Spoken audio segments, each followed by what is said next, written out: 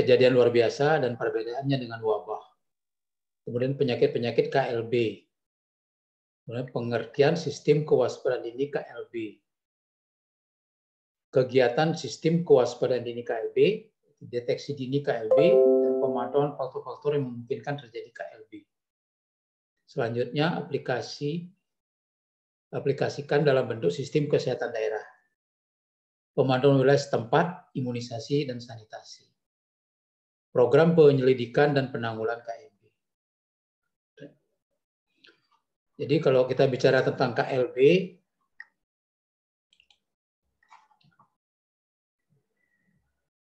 waktu praktikum Anda sudah juga belajar tentang KLB. Ya kan? Kemudian terus selain praktikum juga Anda sudah dikasih informasi tentang penyakit-penyakit surveillance tentang penyakit menular maupun non menular. Ya. Apa sih perbedaan KLB sama wabah atau epidemi atau outbreak? Ya. Ini salah tulisannya nih, outbreak ini. Agak salah tulisannya ya.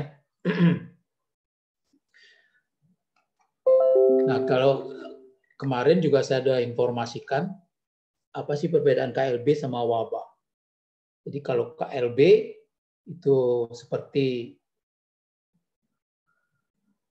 pada praktikum juga sudah kita informasikan bahwa ada 7 kira-kira kriteria untuk KLB.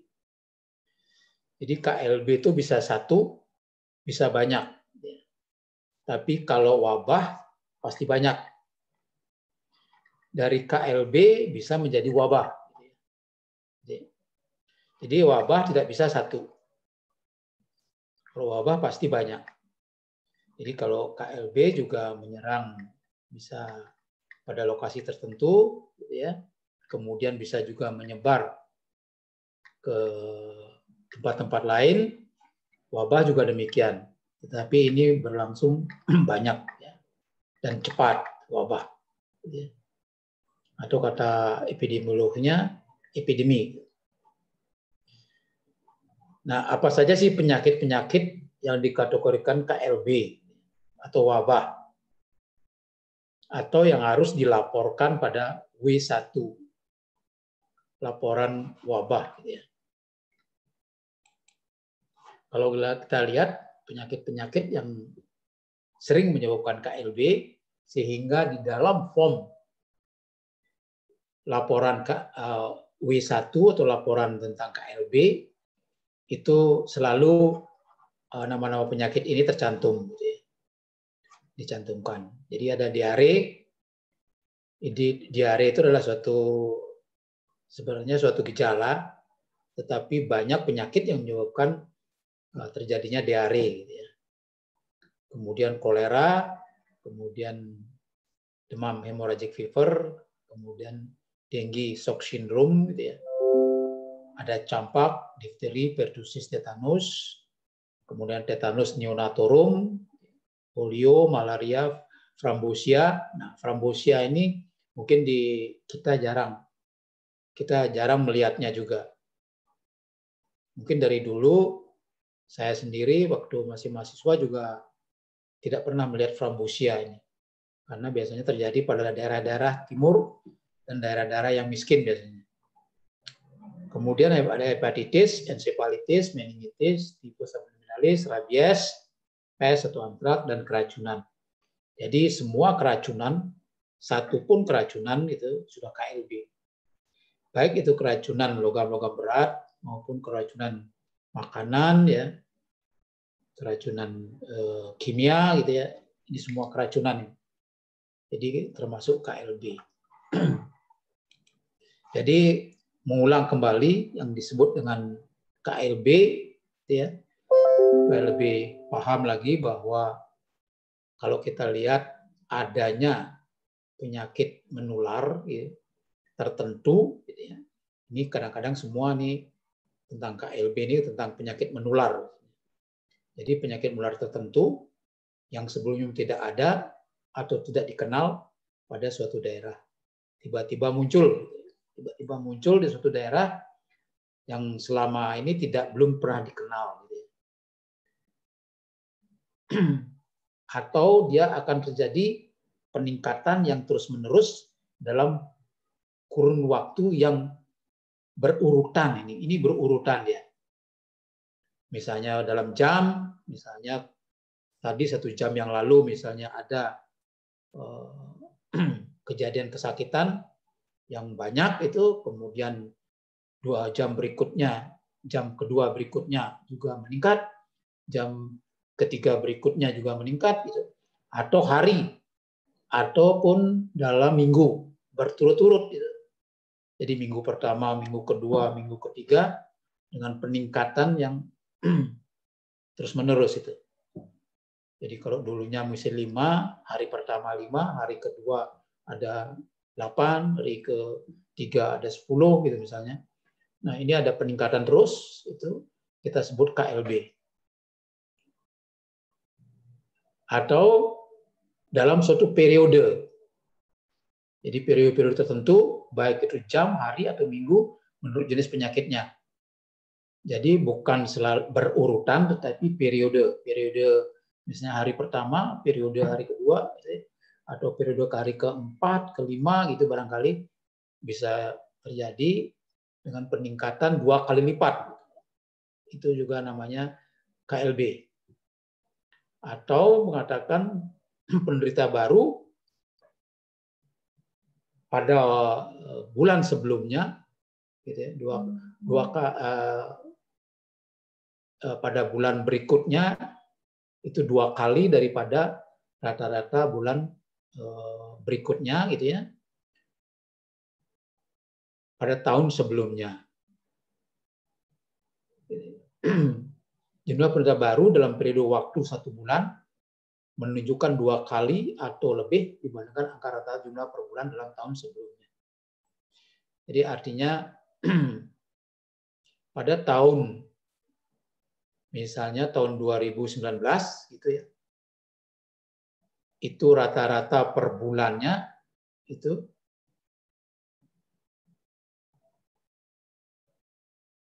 kalau dibandingkan dengan tahun 2020 itu 2 kali lipat gitu ya. Nah, itu juga KLB.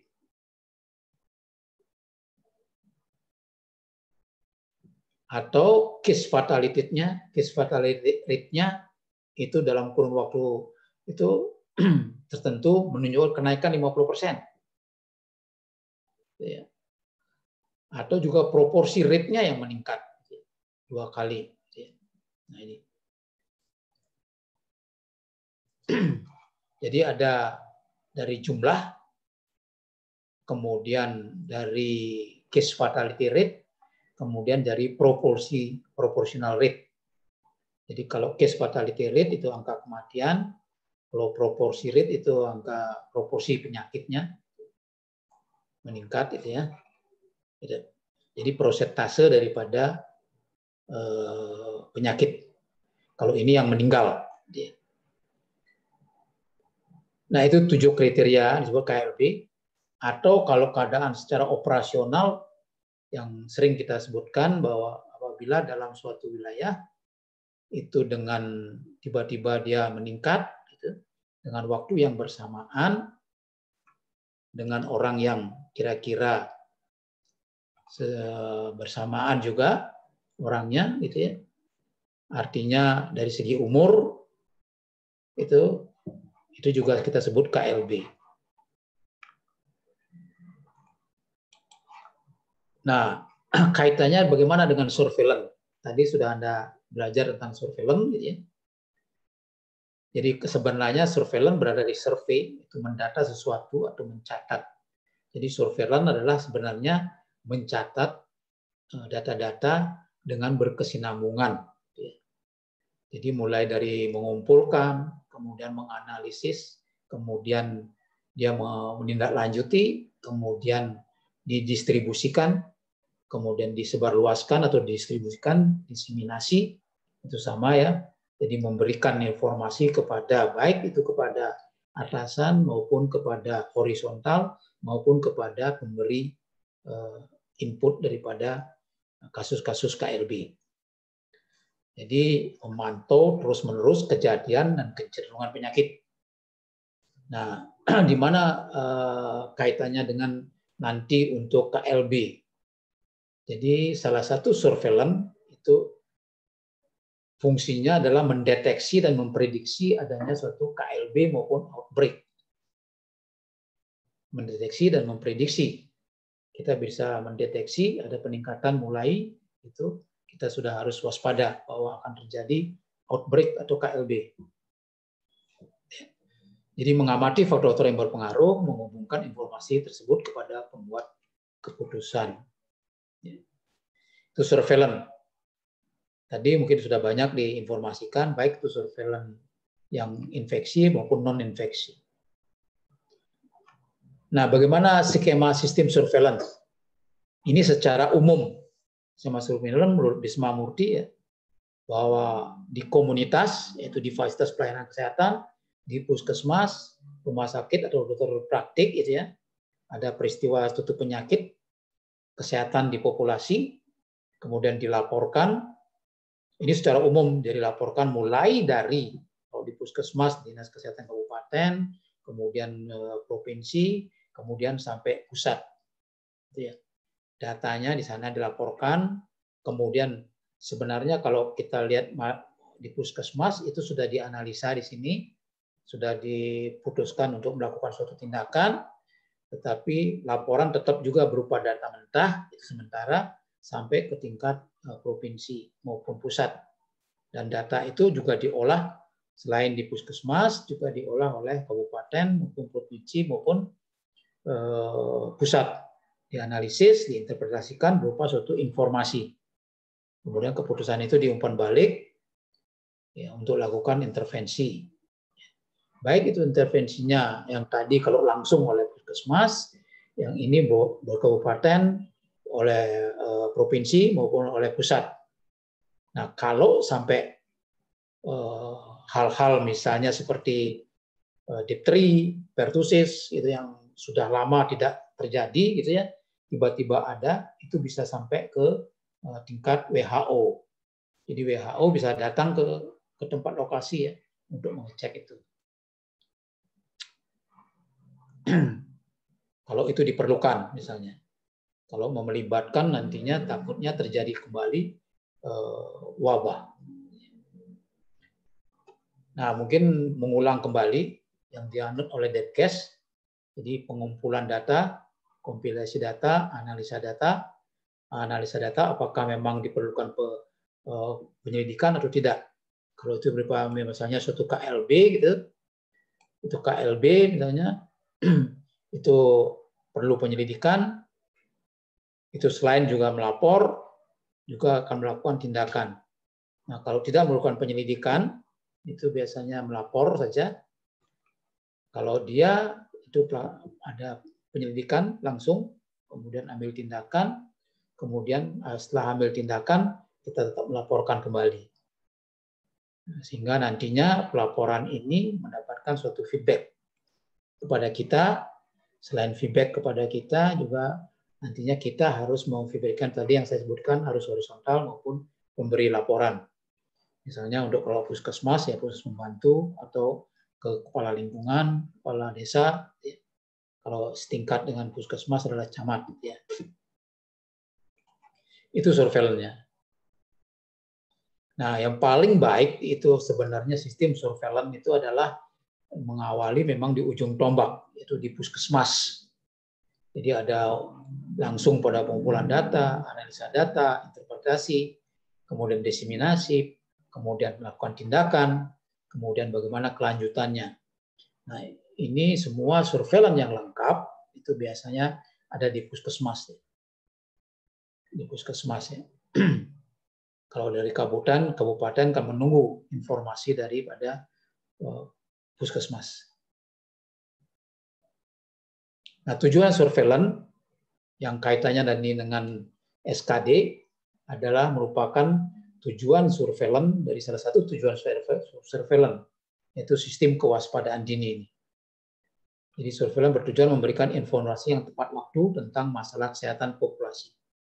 Tujuan khususnya memonitor kecenderungan tren penyakit, tapi yang penting adalah memberikan informasi untuk kita tetap waspada, SKD. Kemudian data dasar untuk suatu kegiatan, menetapkan prioritas masalah spesifik, merancang program, alat evaluasi atau intervensi, mengidentifikasi kebutuhan riset. Jadi data-data surveillance yang untuk kita waspada itu dengan istilahnya SKD ini. Nah, sumber data surveillance dari mana? KLB. Kalau di puskesmas itu adalah pasien puskesmas, jadi di registrasi rawat jalan. Jadi kalau petugas di registrasi rawat jalan menemukan kasus-kasus yang tadi saya sebutkan bahwa ada peningkatan dalam suatu wilayah pada waktu yang bersamaan, itu harus segera melapor kepada pimpinan puskesmas. Jadi ya. Kemudian buku catatan lain barangkali yang memungkinkan untuk mendapatkan informasi baik dari masyarakat maupun dari tokoh-tokoh masyarakat atau dari instansi lain. Kemudian laporan kewaspadaan dan laporan dari masyarakat. Sarana pencatatan adalah formulir W1, jadi dalam 24 jam itu harus melaporkan, dan W2 itu laporan mingguan, kalau itu misalnya berlanjut terus wabahnya, sehingga dicatat dalam hari per hari, dan dalam setiap minggu itu harus dilaporkan. Apakah ada terus peningkatan atau penurunan atau terjadi ke wilayah lain, meluas. Kemudian juga formulir SP2TP. Nah, ini kaitannya tadi dengan kewaspadaan kita atau sebagai evaluasi dari program atau dari pencatatan-pencatatan yang kita lihat, yang kita catat itu, sehingga kita dapat memperbaiki program-program yang akan datang, gitu ya. Nah, seperti tadi misalnya kalau kita agak sulit untuk menemukan misalnya seketika bahwa seperti pada catatan registrasi maupun W1 itu kita segera ketahui bahwa itu KLB atau tidak. Tetapi pada catatan dan SP2TP itu kita lihat per bulan misalnya. Yang tadi disebutkan tiba-tiba dalam tahun misalnya tahun 2019 dan tahun 2020. Tiba-tiba kok dalam bulan April baru kita pantau kejadian pada tahun 2020 dibandingkan dengan bulan April pada tahun 2019, kok ada peningkatan kasus 2 kali lipat gitu. Berarti untuk tahun berikutnya kita harus waspada bahwa bulan-bulan April itu terjadi peningkatan dari kasus-kasus tertentu misalnya. Karena kita tidak bisa menentukan dengan seketika, tetapi kita hasil dari pencatatan itu dalam wilayah keseluruhan puskesmas itu misalnya. Kok terjadi peningkatan kasus-kasus yang tertentu misalnya. Kemudian pengolahan data sesuai PWS. Jadi pemantauan wilayah setempat. Nanti kita berikan contohnya misalnya. Kemudian di kabupaten dan provinsi sumber-sumber data surveillance laporan mingguan puskesmas. Kemudian laporan mingguan rumah sakit. Jadi kalau di kabupaten selain juga puskesmas dia juga rumah sakit dapat informasi. Kemudian laporan W1, kemudian laporan kewaspadaan dan catatan-catatan lain. Jadi kalau di tingkat kabupaten itu akan memantau wilayah kabupaten juga. Jadi dia akan seperti tadi contohnya yang tadi, kok dalam bulan tertentu kasusnya melunjak di wilayah kabupaten tertentu gitu misalnya. Nah, ini salah satu contoh untuk mendeteksi outbreak.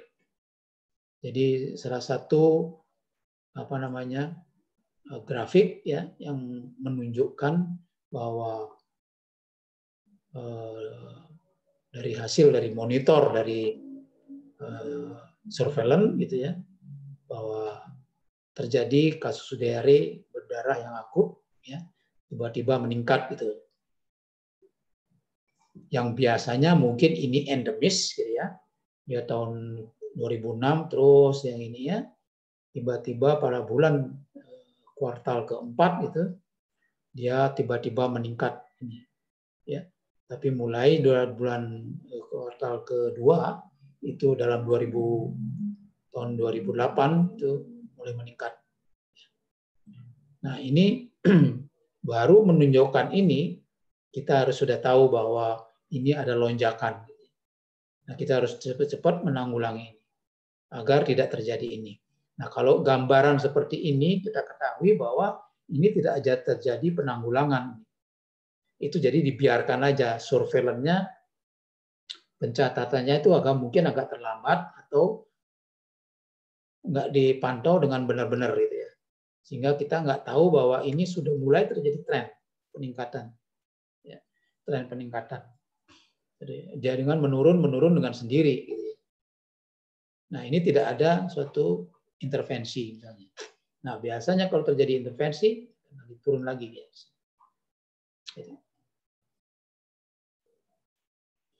Nah, ini contoh dari PWS misalnya. Jadi kita memantau per mingguan misalnya di suatu dari desa wilayah puskesmas. Nah, kita terus pantau campak misalnya. Dari minggu pertama, kedua, ketiga, sampai ke minggu ke-12 misalnya. Dan itu kita lihat, ternyata pada daerah C, di desa C gitu, kok ada peningkatan kasus di sini. Ya. Ini harus kita segera tindak lanjuti gitu ya. Kemudian begitu pula pada desa D begitu, tiba-tiba dia sebenarnya mulai sudah meningkat. Nah, di sini ada kasus. Dengan melihat gambar ini, kita dengan cepat dapat sudah melihat. Kalau mulai ini kita harus waspada sudah mulai. Kok ada sudah meningkat lagi nih. Di desa A, kita bisa memonitor beberapa desa sekaligus ya. Ini tiap minggu, tiba-tiba kok kasusnya tinggi. Ya. Kemudian ini juga bisa dengan melihat nilai ambang. Nilai ambang dibuat, itu NA ini, nilai ambang, itu berdasarkan dari pengalaman dari tahun-tahun sebelumnya. Biasanya berapa yang tertinggi, gitu ya. Tertinggi. Kita melihat nilai ambangnya berapa biasanya. Kemudian misalnya pada bulan-bulan Januari nilai ambangnya 9. Nah, kalau bulan yang tahun berjalan misalnya 8, kita masih bisa tenang-tenang dulu. Tetapi kalau sudah mulai mendekati ini menaik gitu, kita harus waspada. Nah, kalau sudah begini ya sudah, ini kita harus cepat-cepat, kita sudah melewati nilai ambang. Ini sudah melewati nilai ambang pada bulan. Misalnya pada bulan Juli itu harusnya nilai ambangnya 13, ini sudah 16. Begitu juga desa B misalnya, atau penyakit B gitu misalnya. Bukan desa B tapi penyakit B. Ini kalau kita melihat nilai ambang dari suatu penyakit. Penyakit B misalnya, kalau udah tiba-tiba data menunjukkan ada peningkatan dari nilai ambang. Seperti ini misalnya ya. Itu nilai ambang. Nah, kemudian kita juga bisa melihat dari minimax. Jadi kita membuat selama 5 tahun, itu data-data selama 5 tahun. Kemudian kita lihat pada setiap bulannya berapa kasus yang tertinggi dan berapa kasus yang terendah. Kita buat ini garis merah ini. Kita buat untuk yang maksimum. Pada bulan Januari misalnya berapa maksimum kasusnya selama 5 tahun itu.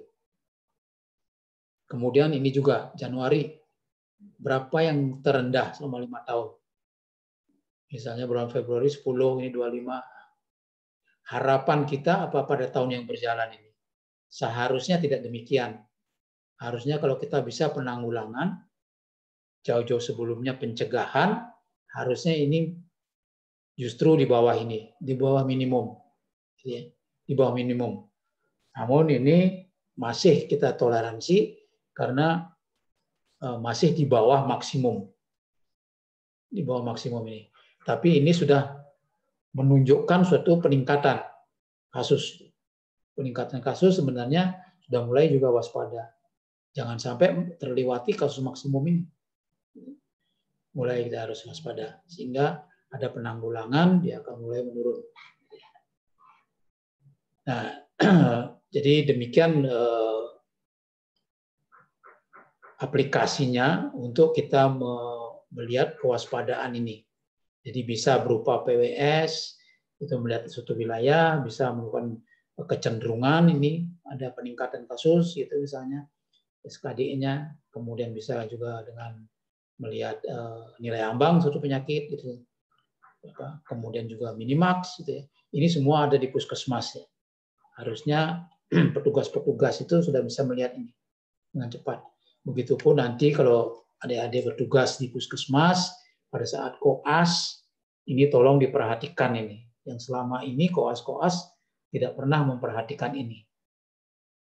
Tolong nanti mengingat kembali daripada saat dari koas, ini harus diingat kembali. Nah, kemudian apa sih langkah-langkah penanggulangan KLB? Nah, saya minta tadi di grup itu supaya, saya tidak tahu grup yang lain, ada adik yang lain juga ya, apakah sudah mengikuti SP-nya seperti langkah-langkah ini. Jadi secara real, ya, persiapan penelitian lapangan itu untuk apa? Untuk diare, penyakit diare. Jadi harus spesifik untuk diare. Jangan secara umum. Langkah-langkah penanggulangan KLB secara umum. Nah, kalau diare apa yang harus disiapkan? Misalnya, kalau penelitian kita ke lapangan, apa yang harus disiapkan? Jadi obat-obatan apa yang harus kita siapkan? Bahan-bahan untuk penanggulangan apa yang harus kita siapkan? Diare, gitu ya. Apa yang harus dicatat untuk diare misalnya, gitu ya.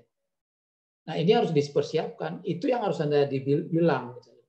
Itu yang harus dipresentasikan, bukan secara umum, gitu. Enggak. Tetapi nanti persiapan penelitian lapangan. Bukan itu, tapi apa yang harus persiapan lapangan untuk KLB diare. Dan memastikan KLB atau tidak. Gimana memastikan KLB diare misalnya? Itu sesuai dengan 7 kriteria itu misalnya.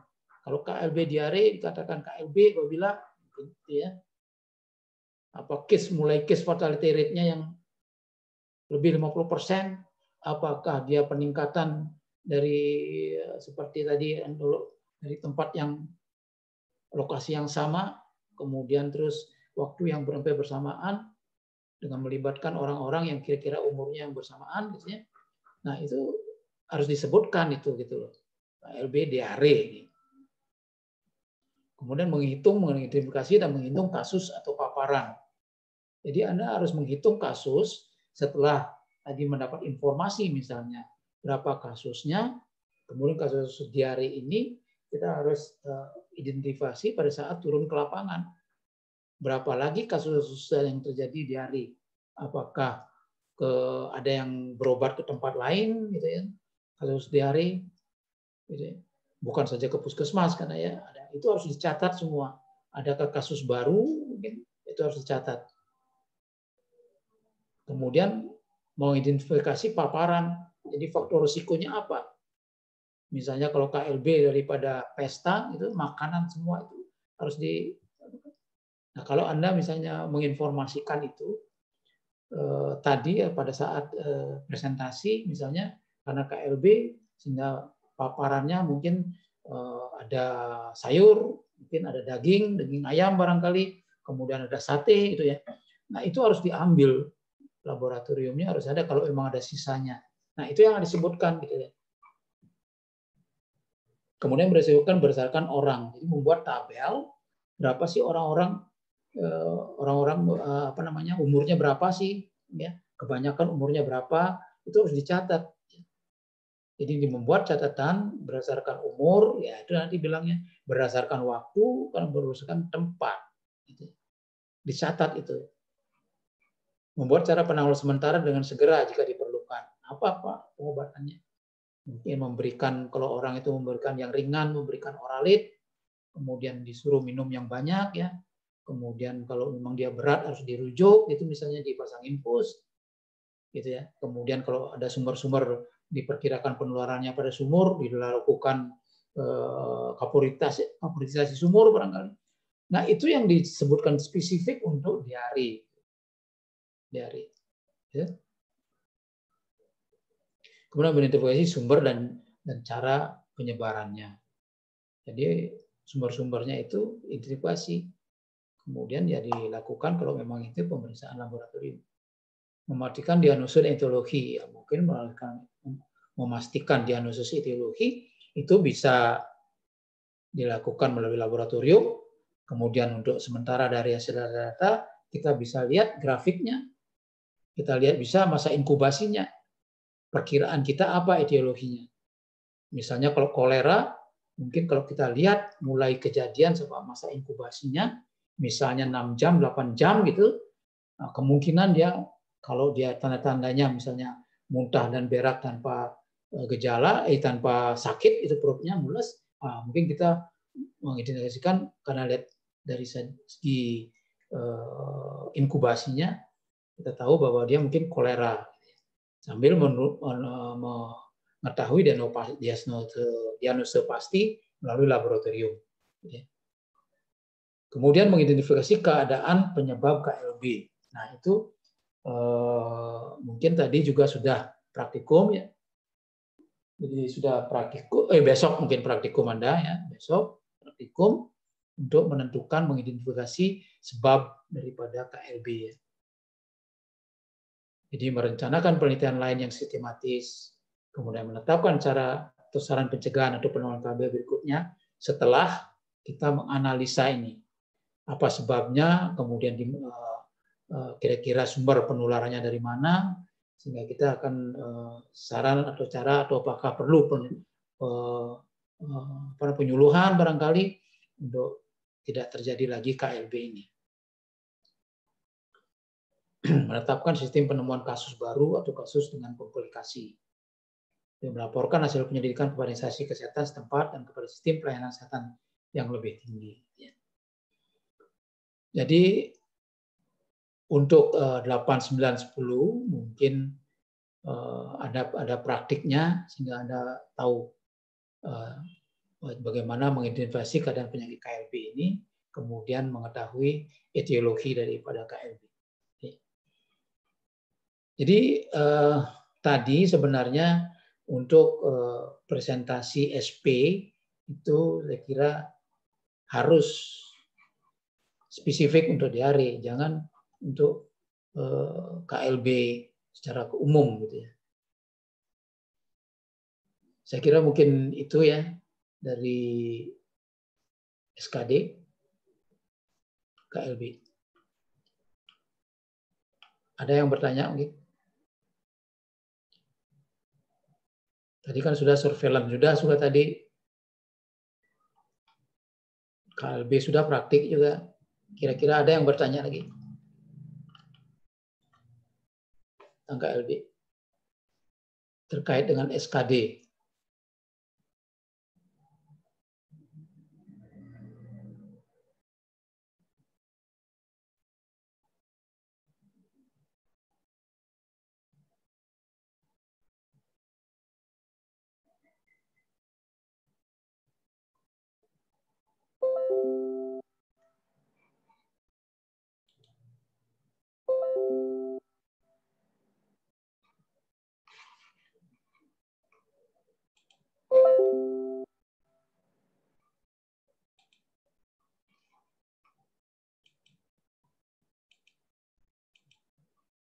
Ada yang bertanya? Dari saya, dokter. Ya. Saya izin bertanya, saya Vina. Jadi kan ada surveillance aktif dan pasif nih, dokter. Apakah itu dilakukan bersamaan atau bagaimana nih, dok? Tadi sudah dikasih tahu ada aktif pasif? Surveillance? Sudah, dokter. Sudah? Sudah. Gimana tidak mengertinya antara aktif pasif? Maksudnya itu dilakukan bersamaan atau saling berurutan seperti nikah, nih, dokter? Maksudnya pasif, bertahap nikah apa bersamaan nikah? Kalau pasif itu artinya kita akan menunggu. Tidak melakukan suatu apa-apa. Tidak. Jadi kita menunggu di puskesmas. Dan itu ada surveillance rutin yang dilakukan oleh puskesmas, terutama yang tadi adanya KLB itu, yang kira-kira berpotensi untuk terjadinya KLB. Contoh-contoh tadi itu. Yang ini contoh-contoh KLB ini, misalnya diare segala macam, ini campak misalnya, itu dicatat dengan yang datang ke puskesmas.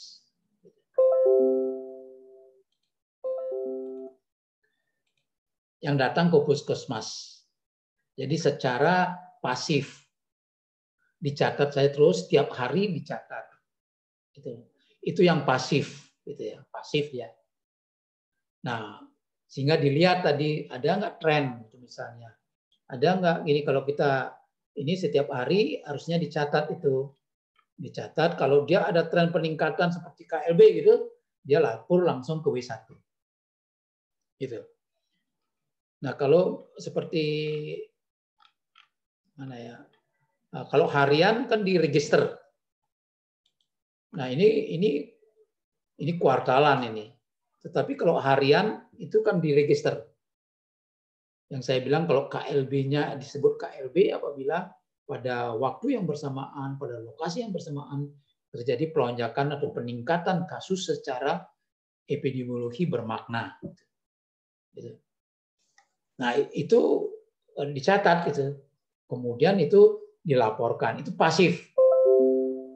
Nah, yang ada lagi pasif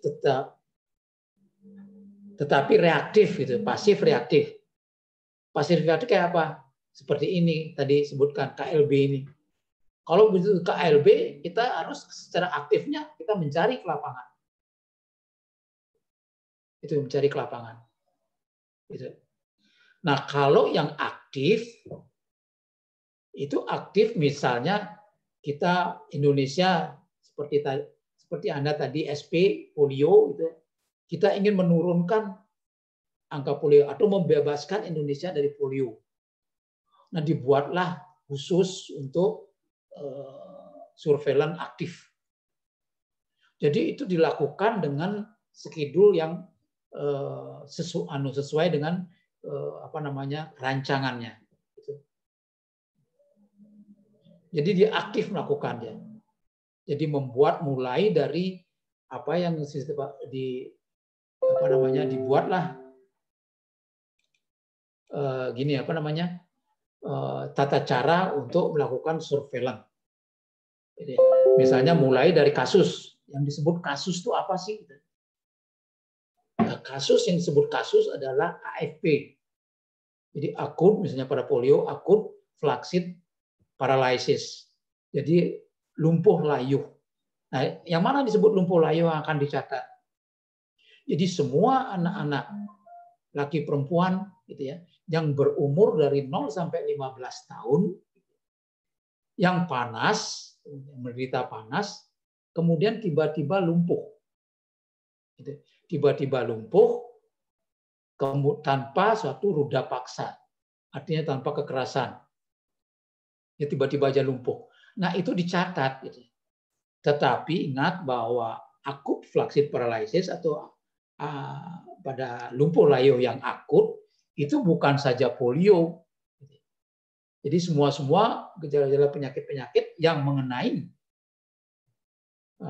susum tulang belakang gitu, atau bisa juga pada medula spinalis atau pada kaki gitu, yaitu saraf-saraf yang kena di situ bisa membuat lumpuh. Nah, sebenarnya penyakit Guillain-Barré. Guillain-Barré juga sama dia, tapi progresif dia, naik ke atas terus. Ini tuh, nah itu dikumpulkan dulu semua, kemudian dianalisa, nah, kemudian dilihat sampelnya. Nah, kalau polio misalnya fesesnya dilihat. Nah, ini feses pun itu harus ada tata caranya. Bagaimana membawanya, bagaimana ininya, itu sudah dirancang semua. Gitu. Jadi harusnya tadi meng-SP-kan polio juga surveillance terhadap polio itu harusnya juga spesifik tentang polio. Gitu. Nah itu sudah ada sebenarnya, Bu. bukunya tuh polio gitu. Nah, itu untuk yang aktif dibuatkan khusus. Ya, sehingga kita kalau surveillance-nya bagus, dianggap oleh WHO bagus, gitu ya. Jadi pengiriman spesimen, kemudian terus pengiriman hasil laboratoriumnya, semua itu sesuai dengan waktu, tepat waktu, kemudian pencatatannya disesuai, itu kan diperiksa oleh WHO, langsung diperiksa ke tempat kejadian-kejadian biasanya atau ke wilayah-wilayah. Nah, kalau itu bagus, bahwa benar-benar tidak ada kasus-kasus polio, itu baru kita dibebaskan. Tapi begitu ada kasus, kita, apalagi surveillance-nya jelek. Gitu. Harusnya misalnya mengirimkan feses misalnya hari ke minimal harus di bawah 7 hari gitu misalnya. Baru dikirim setelah 2 minggu, udah nggak kepake. Jadi nggak bagus sudah. Jadi di surveillance-nya dianggap nggak baik. Gitu loh. Itu yang aktif deh. Udah paham ya? Sudah dokter, makasih dok. Ya. Ada lagi?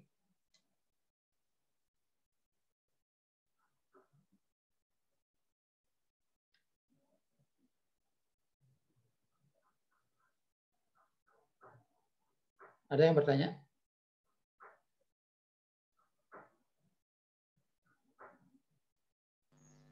Dok, saya ingin bertanya, dok. Yeah. Perkenalkan, saya Putu Madafa, dok. Yeah. Saya ingin bertanya, tadi pada saat SP, di SGD kami ada dijelaskan oleh Dokter Kandre bahwa koas-koas itu terkadang susah mendapatkan data-data yang diperlukan 1 tahun yang lalu seperti itu, dok. Mungkin data-data berkaitan dengan surveillance. Nah, apabila seperti itu, dok, kejadiannya, yang harus dilakukan untuk mencari data itu apa ya, dok ya? Karena datanya sudah tidak ada, tapi harus membuat laporan seperti itu. Seharusnya tidak demikian kan seharusnya? Ya, gitu. Karena di semua, kalau di puskesmas itu penyakit menular, itu semua sudah harus semua surveillance-nya ada. Surveillance-nya ada, dicatat. Nah, kalau memang tidak ada surveillance, seperti kemarin yang saya sebutkan, ya harus ada penelitian. Hasil penelitian kan. Data-data yang dari surveillance tidak bisa kita misalnya pergunakan, itu harus penelitian. Itu penelitian. Tidak bisa kita. Berarti solusi satu-satunya memang harus kita sendiri yang melakukan penelitian, berarti gitu ya? Iya. Kalau misalnya puskesmasnya malas, gitu ya sudah nggak ada data, penelitian dipakai, gitu. Gitu kan? Kan kemarin menjadi info yang faktor manajerial itu, ya kan? Kan datanya itu dari surveillance harusnya, sehingga kita bisa memanage berapa sih kebutuhan sesuatu, gitu kan? Ya kan? Itu kan berdasarkan data-data surveillance yang baik. Surveillance yang baik itu kan harus simpel, ya tepat waktu, ya kan? Kemudian mudah dianalisa, kan gitu. Gitu. Jadi harus tepat, ya. Gitu. Nah, kalau tidak, itu ya harus penelitian. Satunya untuk mendapatkan data kan, untuk mengetahui secara memanage, gimana kita memanage? Berapa sih angka misalnya, berapa angka prevalensi atau angka insiden di suatu penyakit gitu. Kalau kita nggak tahu gimana? Ya kan? Gitu. Nah, dengan data-data yang tepat, semua itu, nah, baru kita bisa menganalisa. Gitu. Itu saya kira. Iya. Sudah ya? Bisa ngerti ya? Ya. Sudah. Terima kasih. Terima kasih, dok. Ya. Ada lagi mungkin?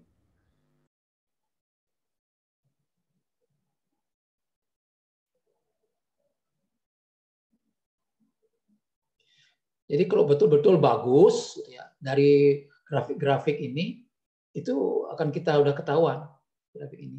Dan ini juga bisa kalau misalnya seperti demam berdarah gitu ya. Harusnya demam berdarah misalnya kalau kita melihat dari sini misalnya dari Minmark gitu ya. Kita tahu sudah pada tertentu udah ini ada peningkatan tuh bulan Mei. Ini udah mulai. Nah, gimana supaya nggak terjadi mulai peningkatan ini? Jadi sebelumnya itu kita sudah harus pencegahan. Berarti ada promosi kesehatan. Bagaimana promosi itu kan merubah tingkah laku masyarakat. Bagaimana agar tingkah laku masyarakat itu, misalnya kalau demam berdarah yang paling bagus, yang paling murah dan paling efisien, efektif itu ya, itu adalah PSN, misalnya serang nyamuk. Nah itu harusnya jadi genjot. Gitu. Tidak ada tempat-tempat perindukan, sehingga untuk bulan-bulan Januari tidak ada peningkatan. Gitu. Nah itu salah satu fungsi daripada SKD, sistem kewaspadaan dari demam berdarah misalnya. Gitu. Kita pakai ini. Kalau untuk kita melihat wilayah secara misalnya bagian-bagian, kita bisa melihat per desa misalnya. Ini per penyakit. Kalau ini per desa misalnya, kita bisa melihat di mana kira-kira, gitu ya. Nah kalau kita lihat misalnya, oh ini kalau campak misalnya kan penyakitnya agak akut ya, akut. Kita melihat trennya dia lihat. Kapan akan meningkat kira-kira gitu ya. Di desa-desa mana mulai gitu ya. Gitu. Ya, saya kira itu yang kita bisa gunakan sehingga nanti kalau ingat ini semua nanti makanya jangan dilupakan pada saat Anda koas itu jangan dilupakan ini.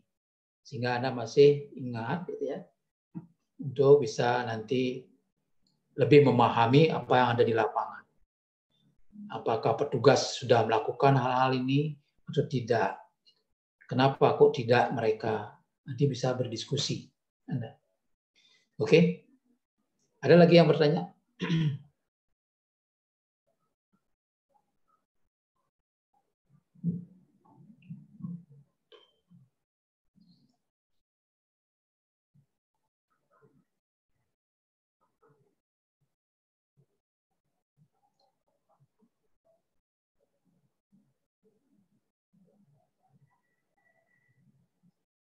Ada yang bertanya? Ya.